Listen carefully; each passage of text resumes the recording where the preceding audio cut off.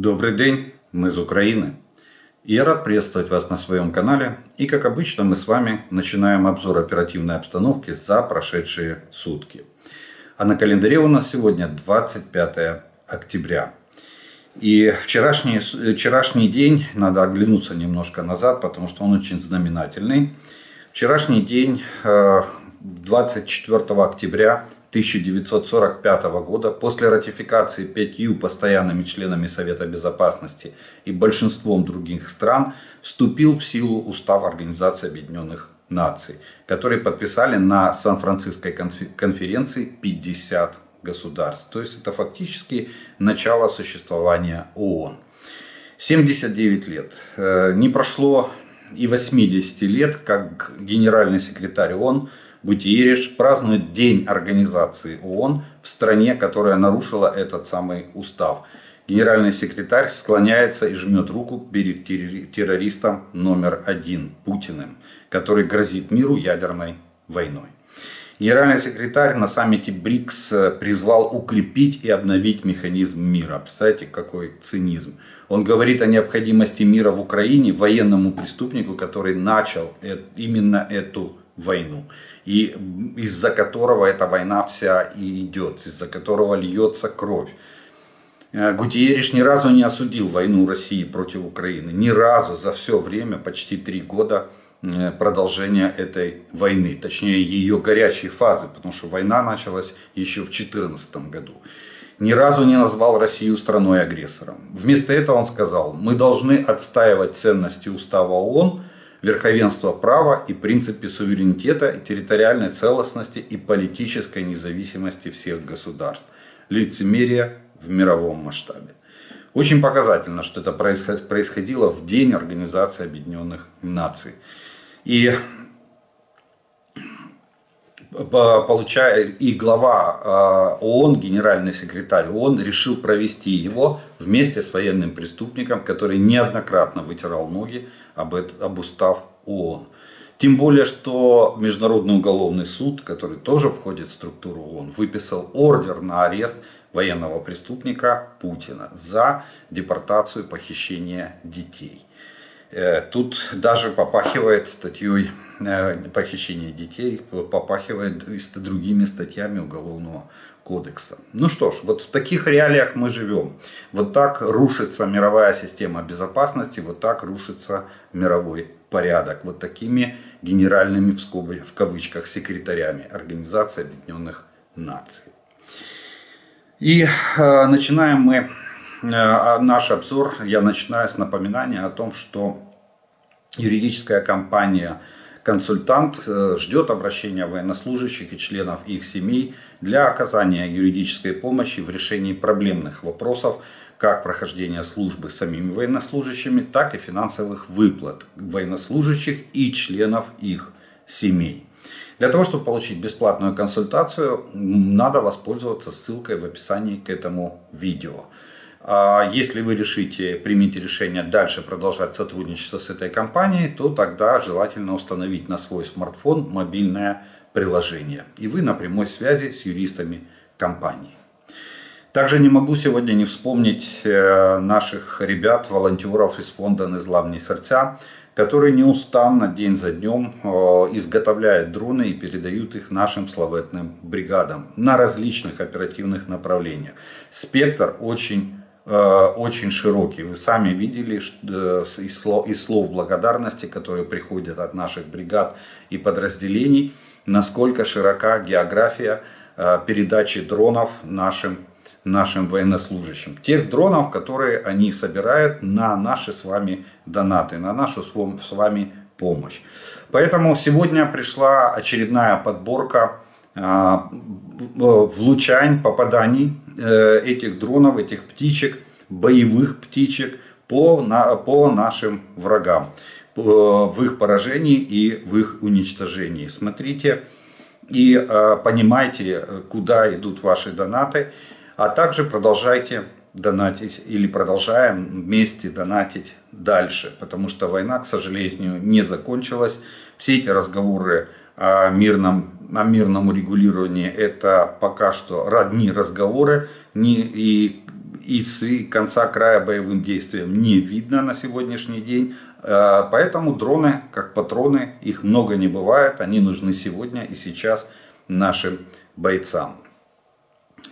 Поэтому мы с вами помогаем фонду «Незламні серця» закупать комплектующие, производить дроны и отвозить их на фронт.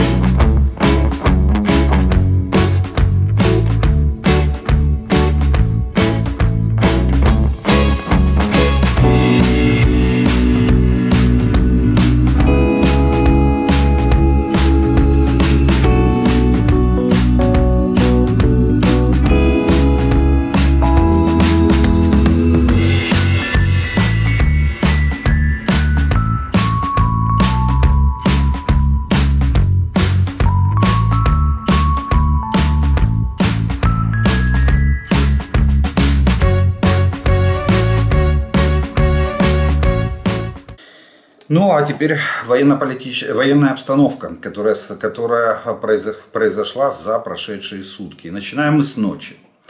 Ночь прошла неспокойно, так же как и предыдущие. Кстати, основной упор сегодня был на город Киев. Около 15 дронов было сбито на подступах к Киеву силами обороны Украины. И это за 25 прошедших дней, это уже 10-я атака на столицу нашего государства. А в общем, в ночь на сегодня, ночь началась вчера поздно, 23 часа, по киевскому времени прозвучали первые сигналы воздушной тревоги. Противник атаковал 63 ударными беспилотниками типа «Шахед». Атака, точнее пуски шахедов фиксировались в районе города Орел, Курск и Приморско-Ахтарск Российской Федерации. Воздушное нападение отражали зенитно-ракетные войска, авиация, подразделения радиоэлектронной борьбы, мобильные огневые группы воздушных сил и сил обороны Украины. По состоянию на 10 часов сегодняшнего утра подтверждено сбитие 36 вражеских беспилотников. Сбитие происходило в Одесской, Киевской, Николаевской, Днепропетровской, Винницкой, Кировоградской, Житомирской, Хмельницкой, Черкасской, Львовской, Ровенской, Полтавской областях. Большинство вражеских беспилотников было сбито в Одесской и Киевской области. Основные части, я уже сказал, около 15 беспилотников шли только на город Киев, на Одессу, и остальные рассредоточились по вот этим областям, которые я перечислил. Кроме того, 16 российских беспилотников локационно были потеряны, то есть были подавлены нашими средствами против радиоэлектронной борьбы. Так что сегодняшняя ночь опять прошла в битве за воздушное пространство Украины. Опять была неспокойная, и враг продолжает нас атаковать. Ну а мы опускаемся, а мы отбиваемся. И довольно успешно отбиваемся. Наша система противовоздушной обороны наращивает свои мускулы, наращивает свою плотность и наращивает свой боевой опыт. Мобильные группы, все больше и больше распространяется видео, где наши мобильные группы уничтожают эти шахеды довольно успешно, буквально с первой пулеметной очереди. Когда все правильно организовано, разведка, наведение и поражение этих шахедов. Ну а мы опускаемся на землю.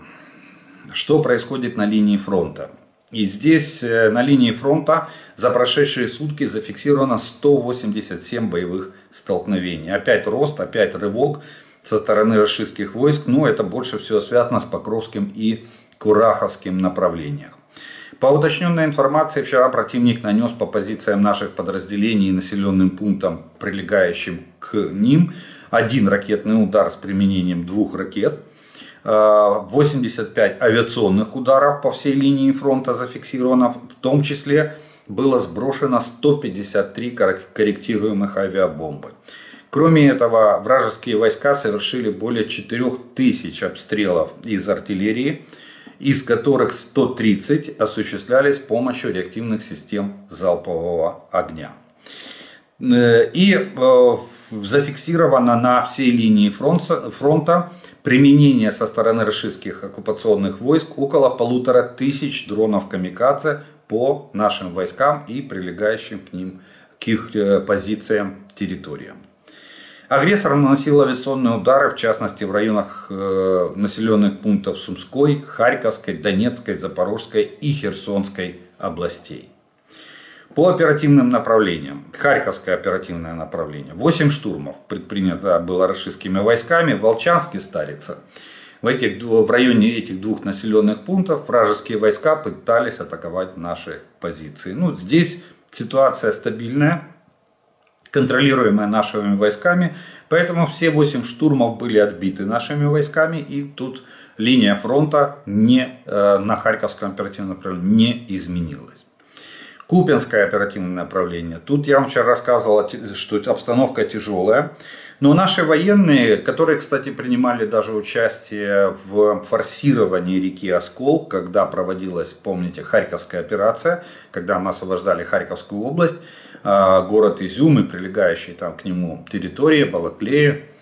Они рассказали, что на сегодняшний день нереально вот так сходу, без создания плацдарма на левом берегу, нереально организовать форсирование реки Оскол. Это довольно капризная река, довольно широкая, полноводная и с хорошим течением. Поэтому, как бы враг ни старался, но без создания плацдарма на левом берегу, на правом берегу, точнее, форсировать Оскол вражеским войскам не удастся.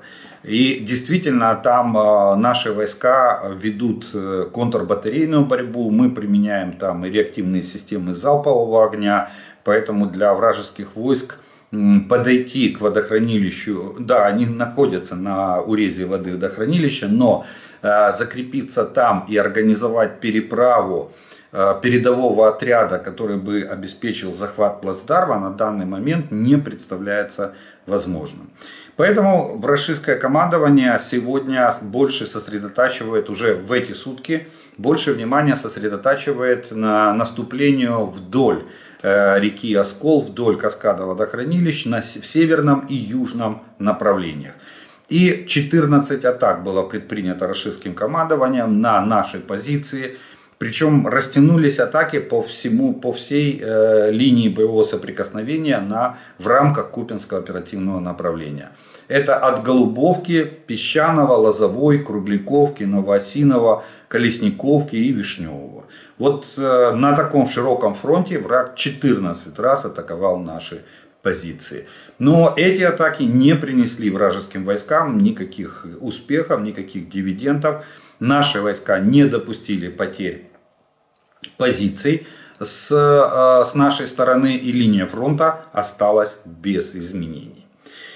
Лиманское направление. Здесь враг активизировался. Я вам говорил, что Лиманское направление. Они после того, как имели частичный успех на Купянском, они решили попробовать надавить на нашу оборону на Лиманском направлении. 23 штурма было предпринято российскими войсками на протяжении суток на всем Лиманском направлении. Тоже растянули атакующие действия, растянули от Дружелюбовки, Екатериновка, Грековка, Твердохлебово, Терны, Заречная, Торская и Серебрянка. Практически по всей линии боевого соприкосновения. Но тут наши войска отошли с плацдарма между Макеевкой и Невской. Враг в районе Невского, пишет команда Deep State, имел частичный успех. Но здесь я больше скажу, что тут скорее не военная заслуга, а для того, чтобы ликвидировать угрозу окружения наших войск на плацдарме между Макеевкой и Невским, наше командование правильное решение приняла и выровняла линию фронта. Мы отошли на новые рубежи, и сегодня линия фронта между Макеевским и Невским выровнена, и врагу предстоит все начинать сначала, штурмовать наши позиции с целью поиска слабых мест в нашей обороне. Так что на Лиманском направлении выравнивание фронта, а в остальном линия боевого соприкосновения за прошедшие сутки не изменилась. Сиверское направление. Тут наши защитники отражали один штурм в районе Выемки. Здесь, опять же, боевая активность низкая. Ну, особо нечем, видимо, у врага штурмовать наши позиции. Поэтому и боевая активность такая маленькая, слабая. Краматорское направление. Тут оккупанты атаковали 2 раза в районе Часового Яра и Передтечного. Ну, бои идут довольно ожесточенные в районе, особенно в районе Часового Яра. Мы пытаемся ликвидировать тот личный состав, который заблокирован южнее Часового Яра на правом берегу канала Северский Донец-Донбасс. Ну, там особенность состоит в том, что рашистское командование, как обычно, использует, для них это как черная дыра. Они отправляют туда неограниченное количество пехоты в надежде, что ну, хоть кто-то там зацепится, хоть кто-то выживет. Но наша артиллерия и наши штурмовые подразделения не дают шансов выжить или закрепиться там рашистским войскам. Ну и поэтому и активность не такая уже высокая. Все сосредоточено вот в таких позиционных боях на отдельных участках всего оперативного направления. Часов Яр и Перетечина. И вот эти вот боевые действия там, они идут как бы бесконечно. Постоянные заходы пехоты в этот, или попытки за их захода вражеской пехоты в этот квадрат южнее Часового Яра, и постоянная наша боевая работа по их ликвидации и блокировке. Они там заблокированы, но вот в основном по их ликвидации. Далее идет у нас Покровское направление. Ну, оно остается главным. Они с Кураховским как бы меняются местами между собой. То на одном, то на другом ситуация чуть активнее или чуть слабее. Сейчас Покровское направление опять стало более активным. 55 штурмов предпринято рашистским командованием на Покровском оперативном направлении. Также атаковали практически по всей линии боевого соприкосновения: Миролюбовка, Крутой Яр, Новоторецкая, Лысовка, Красный Яр, Николаевка, Сухой Яр и Михайловка. Основные усилия, конечно же, враг сосредотачивал в населенных пунктах Селидово и Луч. Ситуация в Селидово стала для наших сил примерно на уровне критической. Российские штурмовые группы, я вам рассказывал, как они просачиваются в межпозиционное пространство. Нам не хватает плотности войск в этом населенном пункте. Они продвинулись уже за центр города. И бои идут в центральной части и уже начинают переходить частично в западную часть населенного пункта Селидово. Насколько я понимаю, наше командование приняло решение максимально удерживать город, сколько это будет возможным. Но, тем не менее, и судя по из той ситуации, которая складывается, в ближайшее время наши войска могут оставить населенный пункт Селидово и перейти на следующий рубеж обороны уже за этим населенным пунктом. Об этом, кстати, именно к таким выводам приходит Американский институт изучения войны по той обстановке, которую знают они по своим источникам. Ну и у нас тоже многие говорят о том, что вопрос оставления Селидова — это вопрос ближайшего времени. Если же, конечно, наш генеральный штаб не подтянет туда какой-то резерв и не усилит там оборону наших войск или не нанесет какой-то удар, фланговый, например, удар по рашистской группировке, действующей на этом направлении. Кстати, даже вот то, что я вам и говорил, что Покровское и Кураховское направление, они как бы как качели перетягивают пальму первенства из рук в руки. Так вот, Кураховское оперативное направление в эти сутки, в прошедшие, резко сбавило боевые обороты. И тут враг спромогся только на 20 атак на протяжении прошедших суток. Активнее всего оккупанты пытались продвинуться вблизи Новодмитровки, Звездного, Кременной Балки, Новониколаевки, Максимiliaновки, Антоновки, Екатериновки, Константиновки, Новоселидовки и Острозского. Несмотря на количество атак намного меньше, это, можно сказать, даже резкое падение боевой активности с вражеской стороны, с учетом того, что больше чем в 2 раза, с учетом того, что количество атак было под 50, где-то примерно в предыдущие несколько суток. Так что нашим войскам удалось отбить эти атаки и удержать все позиции на этом оперативном направлении. Так что на Кураховском направлении за прошедшие сутки самые ожесточенные бои идут в районе Максимiliaновки. Конечно же, враг прекрасно понимает, что там остается рукой подать, уже в бинокль видно Курахово, и они будут пытаться прорваться в Курахово с целью дальнейшего продвижения вдоль трассы, дальнейшего продвижения на Покровск. Но еще раз повторюсь, что в эти сутки, в прошедшие, нашим войскам удалось удержать все позиции, которые были, которые удерживались нами ранее. И поэтому линия фронта на Кураховском оперативном направлении не претерпела никаких изменений. Времовское направление. Тут тоже противник совершил 8 штурмовых действий наших позиций, в основном в районах направлений Богоявленовки и Новоукраинки. Активно привлекал для ударов бомбардировочную штурмовую авиацию. Но наши войска тоже на Времовском направлении не допустили потери позиций с нашей стороны. И линия фронта на Времовском направлении остается без изменений. При поддержке авиации на Ореховском направлении за прошедшие сутки враг 4-жды атаковал наши позиции в Новоданиловке и Новоандреевке. Но тоже атаки вражеские оказались безуспешными, и линия фронта остается на Ореховском направлении без изменения. 3-жды атаковали наши войска рашисты в Приднепровском направлении. Здесь, видите, опять спадает боевая активность. Они попробовали 3 раза неудачно. И, понеся потери, отошли на исходные рубежи. Так что наши позиции на левом берегу Днепра и на островах в дельте Днепра тоже остаются без изменения. Продолжается операция в Курской области. Кстати, там про Курскую область надо отдельно сказать. Почему? Потому что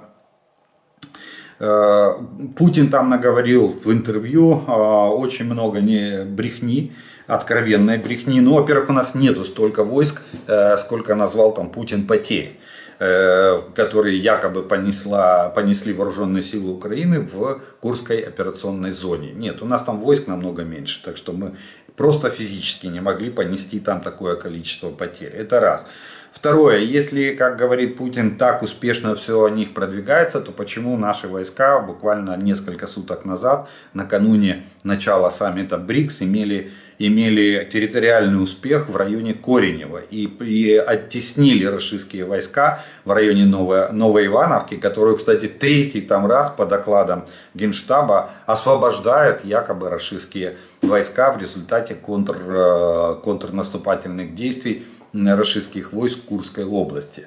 Там очень много такого несоответствия. Путин просто хотел показать, что он там, что рашистская армия что-то может там решать. Ничего она решать там не может. Сейчас посмотрим, насколько эффективным будет усиление северокорейскими солдатами, которые, по данным нашей разведки, уже прибывают в Курскую область и могут в ближайшее время принять участие в боевых действиях. И да, Путин тоже подтвердил официально присутствие северокорейских войск на территории России. И да, мы теперь официально можем говорить, что мы воюем, против нас точнее воюет, мы защищаемся от агрессивных действий коалиции ядерных государств Северной Кореи и Российской Федерации. Так что, ну, первая реакция пока такая очень слабенькая мировая. Посмотрим, как это будет выражаться дальше. Ну, а тем не менее, российская авиация продолжает утюжить свою территорию. За минувшие сутки российская авиация нанесла 23 авиационных удара по территории Курской области. Артиллерия противника совершила более 100 обстрелов своей территории в Курской области. И вот, кстати, тоже Институт изучения войны, он геолоцировали кадры, вот 24 октября, геолокационные кадры от 24 октября, то есть вчера, прошедшие сутки, показывают, что вооруженные силы Украины продвинулись вдоль реки Снагось к северу от Дарьина и, вероятно, удерживают позиции в Дарьино и Николаево-Дарьино. Обе юго-восточнее Коренева, говорится в отчете Американского института изучения войны. То о каких же заблокированных 2000 украинских военнослужащих говорит Путин в своем интервью. Кстати, российский военкор утверждал, что войска РФ будто бы продвинулись в районе между Шептуковкой и Хитровкой и на запад от Толстого Луга в направлении Зеленого пути. Однако в Институте изучения войны американском не нашли подтверждения этому заявлению. То есть спутниковые снимки, которые используют. А институт, кстати, черпает информацию, этот американский, он черпает информацию от, в Соединенных Штатах есть такое разведсообщество или сообщество разведок, различных разведслужб или разведывательных организаций, которые вот через вот этот институт дают им разведывательные данные, в частности сводки, в частности спутниковые снимки, по которым аналитики института делают вывод и постоянно каждый день публикуют свой дайджест о ситуации на фронтах нашей войны. Также российские блогеры рассказывали, что путинские войска контролируют западную половину Новой Ивановки, юго-восточнее Коренева, а ВСУ действуют на восточной окраине населенного пункта. Но это тоже не подтвердилась информация. То есть там, я же еще раз говорю, что по данным по сводкам Министерства обороны Российской Федерации, 3 раза уже подряд, практически 3 раза, российские войска освобождали Новоивановку от вооруженных сил Украины.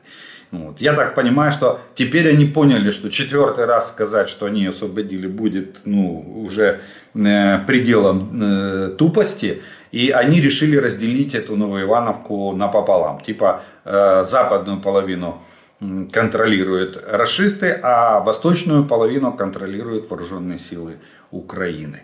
Ну, пока оставим это на совести и российских военкоров, не будем уточнять, кто какую половину этого населенного пункта контролирует. Подождем, когда будет более такое детальное подтверждение даже от того же Института американского изучения войны.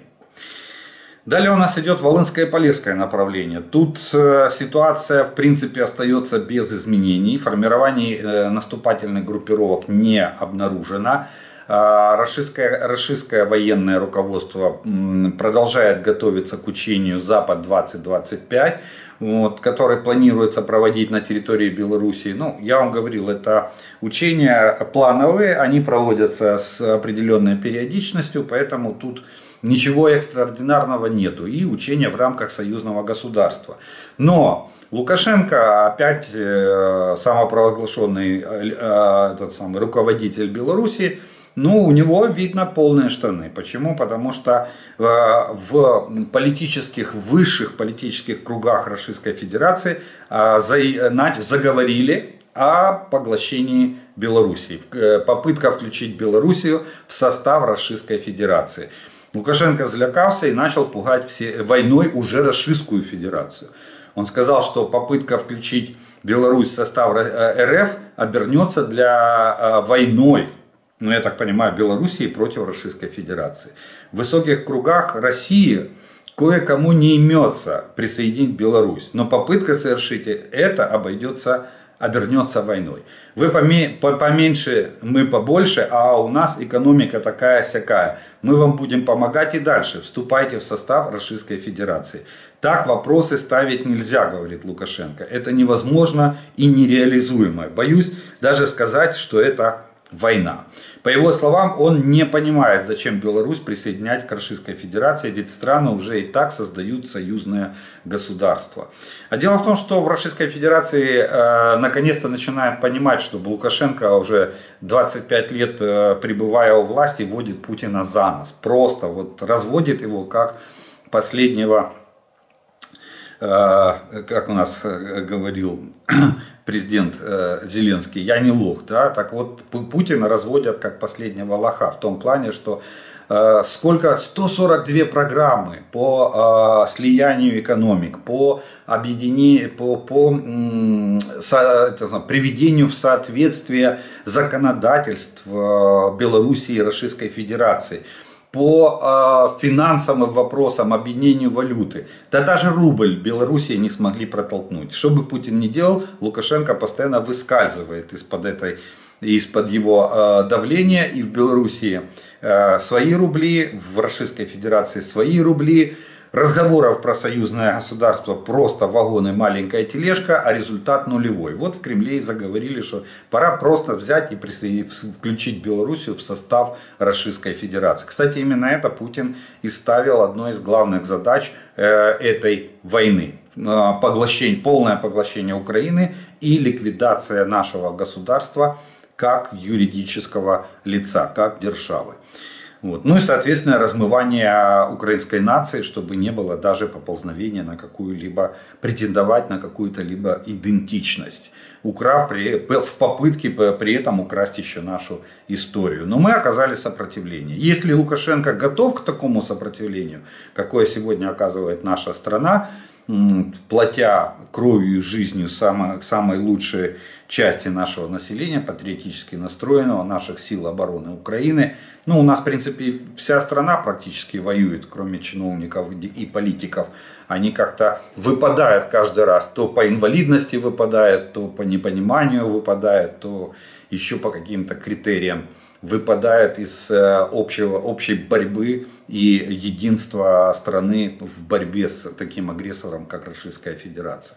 Но я думаю, что Лукашенко не готов. Если Путин перекроет газовый и нефтяной кран, то экономика Белоруссии схлопнется в один день. Вот. Просто Путину не нужен еще один такой международный скандал. Он хочет показать добровольное слияние, чтобы Лукашенко строевым шагом с флагом Российской Федерации или новый какой-нибудь там придумать новый флаг объединенного государства домаршировал от Минска до Кремля. Так что надеются, видите, они на это. Вот такая ситуация там на Волынском и Полесском оперативных направлениях. Ну и остается у нас граница Черниговской и Сумской областью. Тут противник с территории Российской Федерации активно применяет артиллерию и авиацию по районам украинских населенных пунктов. Ситуация остается тяжелая, но она контролируемая со стороны сил обороны Украины, и она, к сожалению, не меняется. К счастью, не меняется в худшую сторону и, к сожалению, не меняется в лучшую сторону. Остается стабильной. По огневым задачам. За минувшие сутки авиация, ракетные войска и артиллерия сил обороны Украины поразили один пункт управления беспилотными системами российский, склад с боеприпасами, 4 района сосредоточения личного состава и вооружения и техники врага, 1 район размещения средств ПВО российских войск, 4 района огневых позиций артиллерии вражеской и еще один важный объект оккупантов на территории Украины. В общей сложности за прошедшие сутки потери российских захватчиков составили в личном составе 1630 человек, в технике и вооружении, точнее не человека, а оккупантов, они не люди. В технике и вооружении, в танках потери составили 7 единиц, в боевых бронированных машинах 33 единицы, в артиллерийских системах 34 единицы, в реактивных системах залпового огня 2 единицы, в беспилотниках оперативно-тактического уровня 73 единицы, В автомобильной технике 79 единиц и в специальной технике 22 единицы. Такие потери суммарно понес враг на всей линии фронта от Курска до Олешек. И в общем такая военная обстановка сложилась на всех оперативных направлениях материковой части нашей страны. Ну, и прежде чем мы перейдем к военно-политической части нашего обзора, появились данные Главного управления разведки по ситуации с северокорейскими войсками. Наша разведка подтверждает, что первые военные из КНДР прибыли в Курскую область.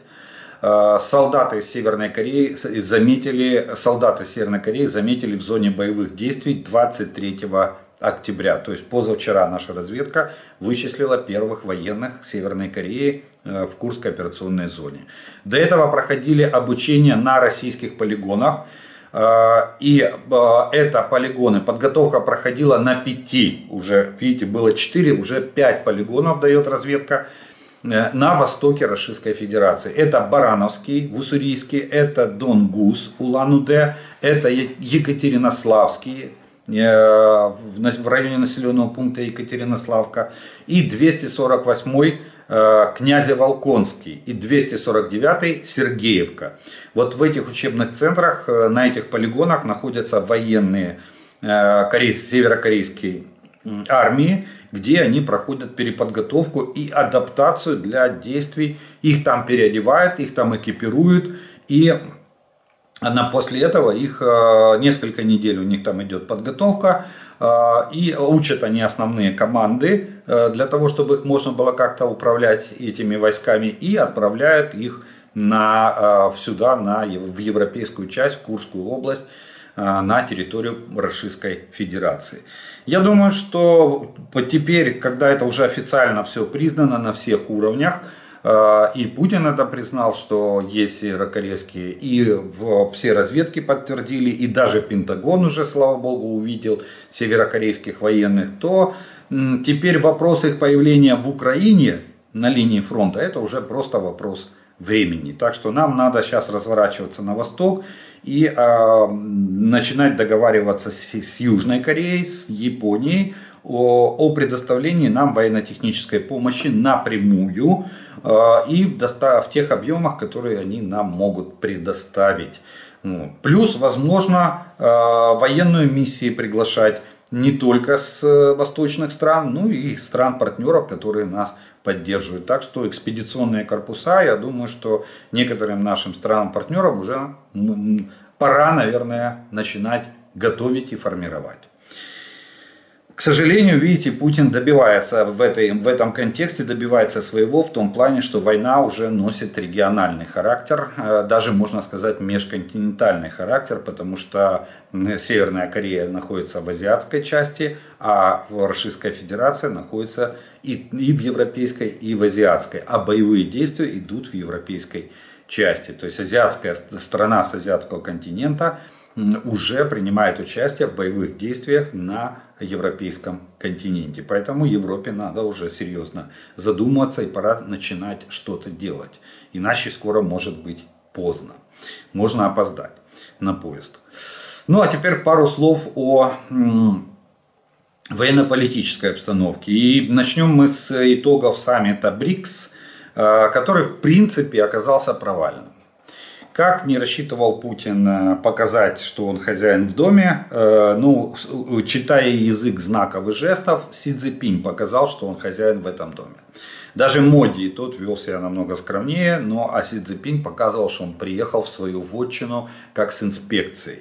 Единственное, что его радостную улыбку омрачила вот это финт со стороны Ким Чен Ына в плане предоставления войск, чего, я так понял, Пекин явно не ожидал. И о чем говорят многие политологи, что фактически Путин попытался покомандовать на кухне за спиной у Си Цзиньпиня. И я думаю, что реакция Пекина будет. Посмотрим, правда, какая на такой выбор. Чем провальный? Тем, что несмотря на всю красивую помпу, на все рукопожимания и там попытки пасть ниц перед военным преступником, такие как демонстрировал на камеры Гутиериш, генеральный секретарь ООН. Но все себя вели, в принципе, достойно. Некоторые страны отказались участвовать. Мы знаем, ни Бразилия не приехала. Ну, я думаю, что там падение президента в ванне, это, знаете, такой повод не ехать. Принц Саудовской Аравии не приехал, президент Кубы не приехал, Вучич, президент Сербии, не приехал. Несколько государств отказались от дальнейшего вступления в БРИКС, хотя в коммюнике их и в титрах саммита их показывали, как будто они полноценные члены. Ну, допустим, ту же Саудовскую Аравию. Ее показывали как полноценного члена, хотя она таковым не является и вступать отказалась. Все страны-участники отказались открыто, ну, во всяком случае это были заявления, помогать Российской Федерации. Кто деньгами, кто оружием, кто экономически поставками вооружений. Кто-то отказался в резкой форме, кто-то отказался в дипломатической форме. Но в этом отношении Путин поддержки в глазах стран не нашел. В конце концов, даже не смог протянуть хоть какое-то юридическое обоснование своей агрессивной войны против нашей страны. Все равно все свелось к уставу ООН и к справедливому миру на основании устава ООН. То есть Путину дали понять, что войну пора заканчивать, и заканчивать ее именно на основании устава Организации Объединенных Наций. То есть полного вывода российских войск с нашей территории. Как бы там ни бахвалился Путин, что он всегда готов к переговорам, но с учетом реалий на земле. Ну, кстати, если с учетом реалий на земле, то Путин нарушает Конституцию Российской Федерации. Он же Херсонскую и Запорожскую область включил в Конституцию РФ. А как же реалии на земле? Он не захватил эти области в полном объеме. В меньшей части он их контролирует, в большей части они остаются под нашим контролем. Но и, кстати, никто не захотел, чтобы в итоговом коммюнике прозвучала хоть какая-то легализация аннексии. Никто не собирается признавать захваченные территории за Российской Федерацией. И облом очень большой получился еще и у турецкого президента Таипа Реджепа Эрдогана, кстати, фамилию которого Путин коверкал, даже не смог выговорить. Это говорит о полном неуважении со стороны Путина, если он, кстати, и настоящий, потому что предыдущий хорошо выговаривал фамилию Путина, а этот начал заикаться. Так вот, Индия заблокировала Турции вступление в БРИКС, сказала, что и в принципе поговорка, что нельзя усидеть одновременно на двух стульях, она оказалась правильной и мудрой. Теперь Турция находится в некой изоляции. С одной стороны, вроде член НАТО, но там многие отвернулись от Турции и стараются от нее дистанцироваться. А тут в БРИКС не захотели ее принимать такие страны, как Индия, которая тоже считает себя одним из прародителей этой организации, заблокировала вступление в Турцию. Кстати, саммит, одно из главных достижений этого саммита, он наочно показал всему миру, насколько велики противоречия, глубоки противоречия между членами этой организации.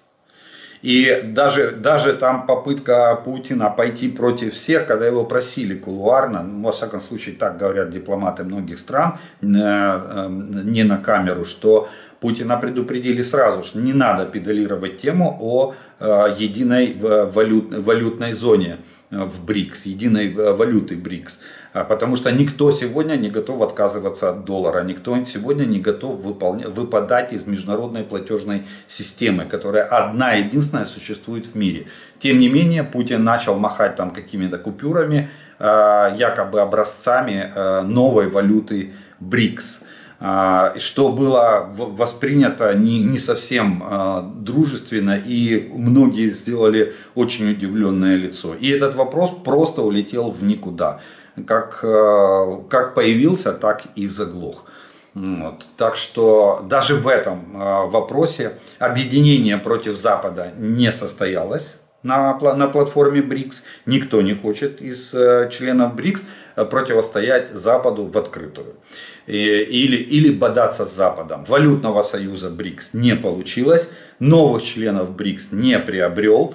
Хотя там они ранее принимали, там некоторые страны, они с 1 января будут являться, с 1 января только, будут являться полноценными членами БРИКС. Турцию обломали, Индия. Ну и Си Цзиньпиня, своего главного начальника, Путин огорчил тем, что за его спиной начал договариваться по поводу вмешательства вооруженных сил Северной Кореи в войну, агрессивную войну Российской Федерации против нашей страны, против Украины. Хотя Си поставил 3 задачи, одна Путину. Он фактически ему поставил задачи с трибуны этого саммита, а главное, это чтобы конфликт не вышел за пределы Украины. И тут Путин оглашает, что в конфликт вступает Северная Корея. Вот такие вот итоги саммита. Это я вам огласил примерно общую такую картину из тех выводов разных политологов с разных сторон, с разных стран, которые сегодня в основном фигурируют или курсируют в средствах массовой информации. Далее выяснилась очень интересная подробность. Илон Маск, оказывается, с конца 2022 года регулярно общается с Путиным, обсуждая личные вопросы, бизнес и геополитическую ситуацию. Об этом пишет Wall Street Journal. Правительство США знает об этих переговорах, но держит их в секрете. Помимо Путина, Маск также контактировал с главой администрации Кремля Сергеем Кириенко. Издание отмечает, что такие переговоры могут свидетельствовать о возможном желании Дональда Трампа заключить масштабное соглашение с Российской Федерацией, включая урегулирование ситуации в Украине. То есть Трамп пытается там решать какие-то, готовит точнее почву для решения каких-то международных проблем. Но я скажу так, что сегодня уже некоторые приходят экономисты к выводу, что если Трамп заходит в овальный кабинет, то есть побеждает на выборах, это может спровоцировать мировой финансовый и экономический кризис. Почему? Потому что, во-первых, экономический в том плане, что Трамп хочет снять санкции с Российской Федерации, и тогда Европа и другие страны, поддержавшие эти санкции, окажутся в довольно неловком, хреновом положении, скажем так, открыто и честно. И почему? Потому что основным исполнителем этих санкций является США, или контролером их исполнения является США. Вот. И если Трамп введет пошлины на товары, как он обещает, то это может спровоцировать и экономический, торговый кризис в торговой сфере. Так что многие очень даже побаиваются вот этого факта и как будут развиваться события. Осталось 10 дней до того момента, как мы с вами узнаем, в каком же пути дальше пойдет развитие мировое развитие на нашей планете, политическое развитие. Далее, привлечение, уже первая реакция на северокорейскую армию в Европе, это привлечение военнослужащих КНДР к войне против Украины является односторонним враждебным актом со стороны Северной Кореи.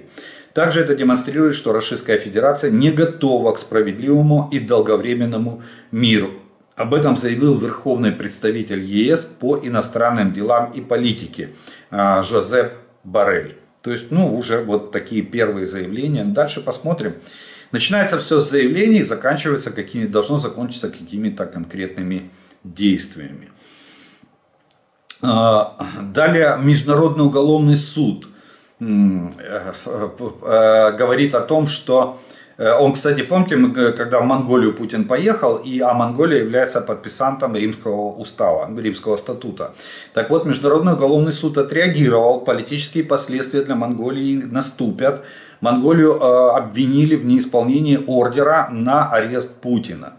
Не арестовав Путина, когда он находился на ее территории, и не выдав его суду, Монголия не выполнила просьбу суда о сотрудничестве в этом отношении, что противоречит положениям Римского статута, тем самым помешав суду осуществлять свои функции и полномочия в значении статьи 87, пункт 7 Устава.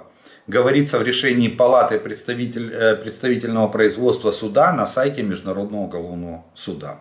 Палата суда в Гааге также указала, что чей-либо дипломатический иммунитет, в том числе и иммунитет глав государств, не является препятствием на пути исполнения ордера Международного суда. Дальнейшие действия Международного уголовного суда в отношении Улан-Батора ввиду серьезности отказа Монголии сотрудничать с судом определит Ассамблея государств-членов Международного уголовного суда, следует из пресс-релиза суда. Так что вполне возможно, что Монголия может просто вылететь из Римского статута только из-за того, что они отказались выполнять. Ну, я думаю, что надо это сделать, потому что если сейчас это не сделать, не выгнать Монголию с позором, то, соответственно, дальше статусность этого суда будет резко падать. Мало того, что ООН статус падает благодаря не титаническим усилиям генерального секретаря этой организации, то еще не хватало еще Международный уголовный суд, чтобы их престиж в мире тоже начал опускаться. Кстати, вот по Саудовской Аравии есть уточнение, и Саудовская Аравия, получившая приглашение в БРИКС в начале 2024 года, так и не стала полноценным членом блока. Об этом признал даже помощник президента РФ, некий Ушаков. Глава МИД королевства, приехавший вместо наследного принца, участвует в качестве представителя приглашенного государства. То есть никакого... Хотя, вот то, что я вам говорил, сообщается, что несмотря на это, Саудовскую Аравию включили в презентации саммита как полноценного члена. Видите, как Российская Федерация манипулирует понятиями даже вот в рамках своего, врет напропалую. Учитывали ВВП Саудовской Аравии и запасы нефти в общей копилке БРИКС. Хотя саудиты ни в коем случае туда. А Индия заблокировала вступление Турции в БРИКС. И причина — хорошие отношения Анкары с враждебными для Индии Пакистаном. То есть видите, как глубоки противоречия. А у Индии и Китая есть спорные территории, где они, для того чтобы не разгорелась между ними война, они там у военных забрали оружие. И те реально вот в 21 веке, когда мы говорим о лазерном оружии, о искусственном интеллекте, они там кидаются палками и камнями. Есть раненые с обоих сторон, но боевые действия в виде средневековых вот столкновений, кулачных боев и перекидываний палками и камнями, да, действительно идут на спорных территориях между Индией и Китаем. Они боятся давать военным оружие, чтобы не началась война между двумя этими странами. И они за одним столом решают судьбу мира. Нормально, да? Такая дружественная, в кавычках, организация друг с другом. Так что Турция сейчас, благодаря вот этому блокаде, оказалась страной-изгоем. Эрдоган оказался в политической изоляции, причем с обоих сторон. ФРГ и США не готовы к немедленному приглашению Киева в НАТО. Ну, об этом было понятно. В принципе, моя позиция, я прекрасно понимаю и стараюсь во многих своих интервью довести позицию и объяснить, почему мы никогда не будем полноценными членами НАТО. Мы будем партнерами с самыми широкими возможностями. Нам помогут перевооружить армию, нам помогут привести ее к стандарту среднестатистической армии страны-члена НАТО. Мы примем и оргштатную структуру мы приведем в соответствие. И процедуры функциональные мы приведем в соответствие с натовскими стандартами. Но полноценным членом не будем. Почему? Потому что надо кому-то воевать с Российской Федерацией. Вот именно поэтому. Кому-то надо сдерживать этот милитаристский угар имперских амбиций, которые исходят из Кремля. Поэтому на это зачем было вот это включать, трудно сказать. Ну, только, может быть, теперь у президента есть возможность сказать, ну, раз нам не дают приглашение в НАТО, значит, надо идти на переговоры с Российской Федерацией. О чем, кстати, я так понимаю, на Банковой политическое руководство нашей страны очень и очень хочет. Хотя страна готова защищаться и отстаивать свой суверенитет и территориальную целостность.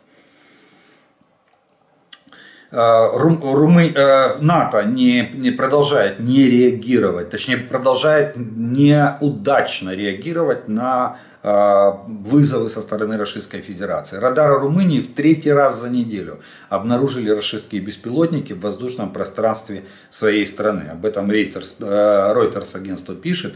И этой ночью над пограничными, прошлой ночью, и с украинскими уездами Констанца и Тульча, это уезды Румынии, были зафиксированы 2 сигнала от беспилотников на радарах. Поднимались в воздух истребители F-16, но не смогли перехватить. Понятно, что скорость даже на дозвуковой скорости F-16 в 6 раз превосходит по скорости беспилотник. И найти в небе, при такой разнице в скорости, найти в небе этот беспилотник практически нереально. Так и не установив с ним визуальный контакт до того, как беспилотники пропали с радаров. То есть, видите, они поднимают авиацию, но они сказали, что не смогли установить контакт, и, соответственно, беспилотники не сбивали, они улетели и пытались попасть в те объекты, которые их нацеливала Российская Федерация. НАТО так и будет держаться дистанционно, не будет наносить удары по территории, точнее не будет сбивать российские беспилотники ни в своем воздушном пространстве, ни в нашем. Это тоже надо понимать. Почему? Потому что Путин сразу же объявит о том, что НАТО вступило в войну. Вот так как мы сейчас объявляем о том, что Корея вступила в войну на основании союзнического договора, расширенном стратегическом партнерстве между РФ и КНДР. Путин скажет то же самое, и НАТО придется отдуваться. Вот самое интересное, что Путин, являясь военным преступником, с которым в принципе борется цивилизованный демократический мир, он может себе позволить любые выпады против международного права, любые высказывания. А вот весь цивилизованный мир в таком неприглядном, получается, свете вынужден оправдываться перед поступками и заявлениями Путина. Вместо того, чтобы настаивать на выполнении и давить на Путина, заставляя его выполнить нормы международного права. Прекратить, в частности, прекратить эту войну. Ведь есть же такие рычаги, которые могут заставить Путина в течение недели принять решение и вывести свои войска. Но этого никто делать, к сожалению, пока что не спешит. И в заключении новость что творится на болотах. Одна новость очень интересная, которая будет иметь далеко идущие последствия. Помните, я вам говорил на прошлой неделе о том, что в Российской Федерации ввиду санкций начались проблемы с фармацевтикой. Они не могут выпускать лекарства, потому что вот эту основу для производства лекарств, вот эту смесь, перестали поставлять в Российскую Федерацию страны, которые это делали ранее, международные фармацевтические компании. Плюс многие фармацевтические компании начинают потихонечку отходить. Все-таки рано или поздно, но отходят от российского рынка. И торговые сети тоже все-таки уходят. Даже французский Ашан принял решение, что все, они сейчас продают остатки своего бизнеса в РФ и уходят. Фармацевты уходят. Таблетки Россия производить самостоятельно уже не может, потому что нету сырья, нет поставок сырья для производства таблеток. И, соответственно, нашли выход из положения. Россияне теперь будут лечиться БАДами, биоактивными добавками. Причем, угадайте, откуда эти добавки будут поступать в Российскую Федерацию. Правильно, от стратегического партнера, от Северной Кореи. Медпрепараты ведущих западных производителей заменят БАДами из Северной Кореи. В РФ открылось представительство пхеньянского фармацевтического завода «Пуганг», которое продает биологически активные добавки. Опрошенные российские фармацевты сказали, что никогда не слышали о БАДах из Северной Кореи, а провизоры из Европы называют препараты из КНДР антинаучными. Но тем не менее ими будут заменять те препараты, которых не хватает сегодня в аптеках Российской Федерации. А там, кстати, начинается лекарственный дефицит. По некоторым параметрам медицинских препаратов в аптеках. Об этом, кстати, писали недавно писали, вот на прошлой неделе, позапрошлой неделе, писали рашистские СМИ. Это не информация там западных СМИ, это именно в Российской Федерации писали средства массовой информации, что дефицит лекарств. Ну вот Северная Корея даст свои БАДы, и будете там жевать корешки и вершки и корешки травки, которую они собирают, и на основе которой наверняка делают эти БАДы. Ну что ж, вот такой сегодня получился обзор. Я благодарю вас за ваше внимание, ваше время, что вы досмотрели до этого момента. Как обычно, напоминаю и приглашаю подписаться на мой канал те, кто еще не подписан. А те, кто смотрит это видео, пожалуйста, поставьте ему лайк. Тогда его смогут увидеть большее число людей. Также напоминаю, что юридическая компания «Консультант» ждет обращения военнослужащих и членов их семей для оказания юридической помощи в решении проблемных вопросов прохождения службы военнослужащими, а также финансовых выплат, причем и военнослужащим, и членам их семей. Для того, чтобы получить бесплатную консультацию, необходимо воспользоваться ссылкой в описании к этому видео. А если вы примете решение дальше сотрудничать с этой компанией, то желательно установить для себе на смартфон мобильное приложение, и вы на прямой связи с юристами компании. Также волонтерский фонд «Незламні серця» продолжает сбор средств и для закупки комплектующих и производства дронов для наших славетных бригад. Так что мы с вами, я сам доначу, вас призываю, кто сколько может, не надо совершать подвигов, не надо отрывать от себя последнее, ну 10, 20, 50 гривен, кто сколько может, задонатьте. И знайте, что они пойдут на благое дело, на ликвидацию врага на нашей территории, на восстановление нашего суверенитета и территориальной целостности страны. Поэтому помним, что дроны как патроны, их много не бывает. От себя добавлю слова благодарности и спонсорам, и тем, кто помогает моему каналу. Огромне вам за це чоловічське спасибо. Ну а ми з вами продовжуємо вірити в Сили оборони України. Перемога наша, слава Україні!